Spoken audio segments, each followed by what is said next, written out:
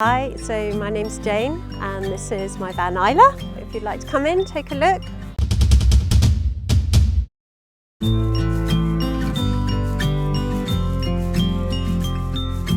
So I got a camper van because it's actually been a long-held dream of mine. In my younger days, I used to do a lot of climbing and walking, and my climbing partner had converted his own van, and we used to go around Europe and Scotland, and I just loved it. And then as I've grown older and had my child, I still held it as a dream, but wasn't sure there was any reality in it, and whether he would want to do it. So we rented a van and tried it, and he loved it. And so I thought, yeah, let's do it. Let's convert a van.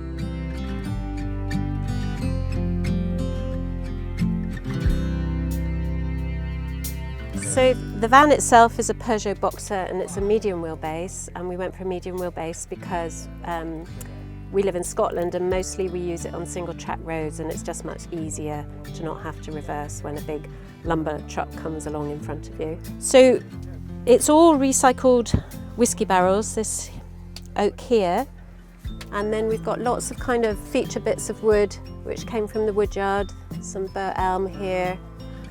And there's lots of nods to the whiskey barrel theme. So these are the whiskey barrel staves. And so it's kind of got a natural nature theme.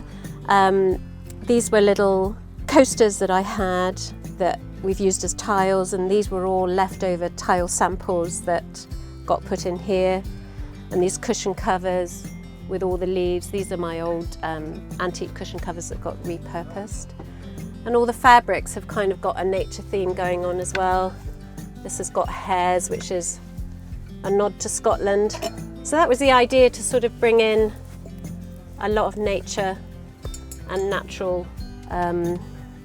materials as possible. So this here acts as our sofa. And then underneath we have a lot of storage. We have two little shoe boxes here. I was determined to have shoe boxes because with it being a small van, I didn't want a lot of clutter on the floor, so we pop our shoes in there. And in here, there's storage. Underneath, we've got the Propex heater, the cool box, it's a 12-volt cool box in here. So that all sits under here, and these are part of the whiskey barrels as well, so again, we kept the shape. Then over here, so as I said, the two tables are in here. They join up to make one big table, and the reason we did it this way, because in Scotland it rains a lot, so you would eat with the door closed. So one of them slots in on the door, and then if you wanted to eat with the doors open on a nice day like today, one of the tables will slot in here and comes to about here. And the tabletop was made of one big piece of larch cut in two, so you can actually have the two tables joined together as one big table if you had a little dinner party in the van or something like that. So this table, so these again are the whiskey barrel staves. And then this piece of larch slides in here, and it will slide along so we can actually move the table about.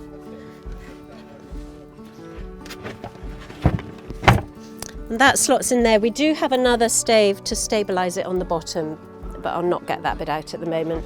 So this can move along like this, depending if you needed access in and out, or if you need to get in the drawer here.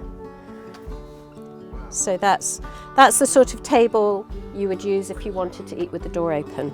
So this is the table we would use if it's raining. Slot it on through here. And then another whiskey barrel stave that just sits under there and slots there. So we would just sit, have a nice cup of tea, looking out the window at the beautiful scenery. So here we have our gas hob. All the gas and the gas container and the safety box are all in this back corner. and the controls are just nicely under here. The heating control, the gas on off switch is under here. And to change the gas bottle, it's a big gas bottle, but to change it, it just means taking out these bits and taking out the shelf, which you would just do whenever you need more gas.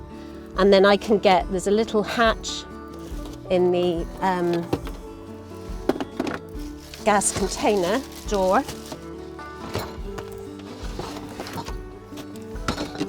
So when we're driving and I want to turn the gas completely off, so I can just reach in and turn the whole gas bottle on and off from there. Then here we've got a drawer, which has all the knives and forks, bits and bobs in there.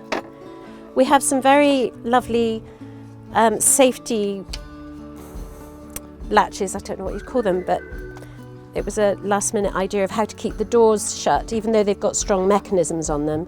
But to stop the drawer sliding open when you're driving, that slots in there.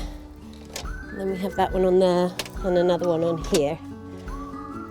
The tap is actually one of the taps you'd get in your house for filtered water. So it's just a very thin tap. And then we have a little switch under here, which is the pump, the water pump.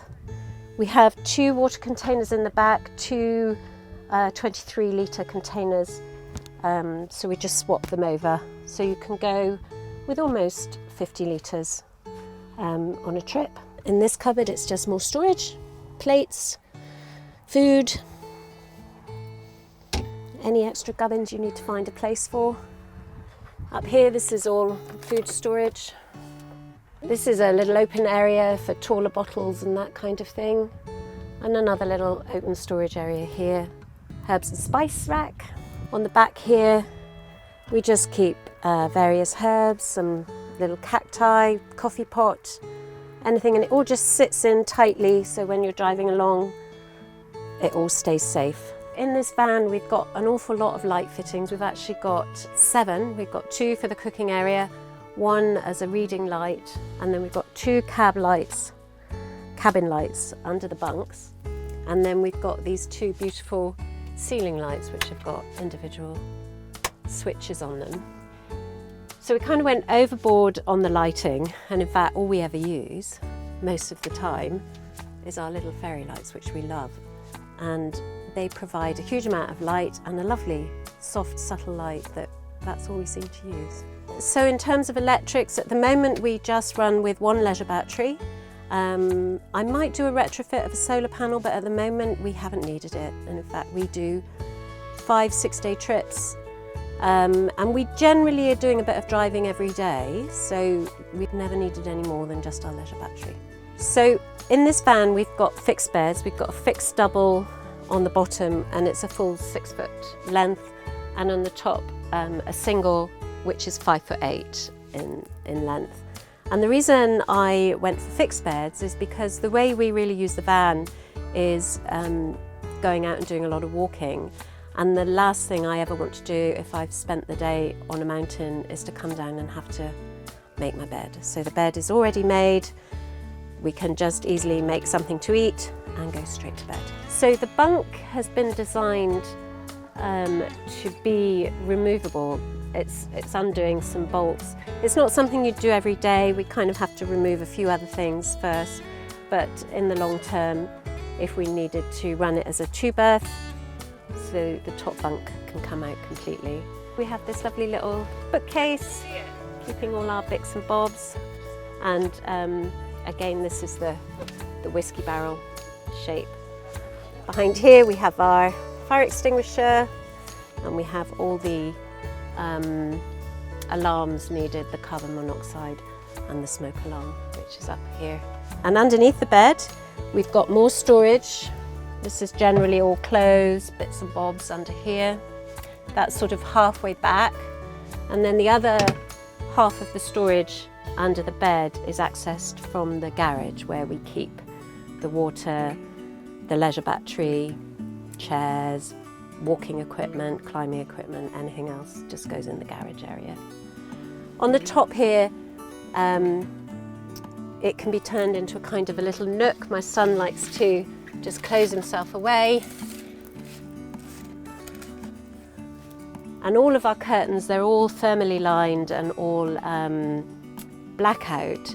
So often I wake up before he does, and I'll close the curtains before I open any of the other curtains so he can carry on sleeping. So this is the garage area, battery, water. This is what we use for grey water.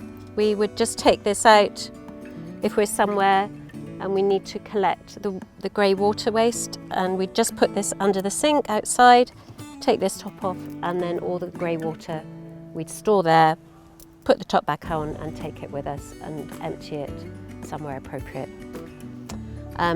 Here it wasn't planned, it was actually wanting to put these beautiful bits of wood somewhere, but this ended up being a really great emergency exit if we ever had to exit the van from the back.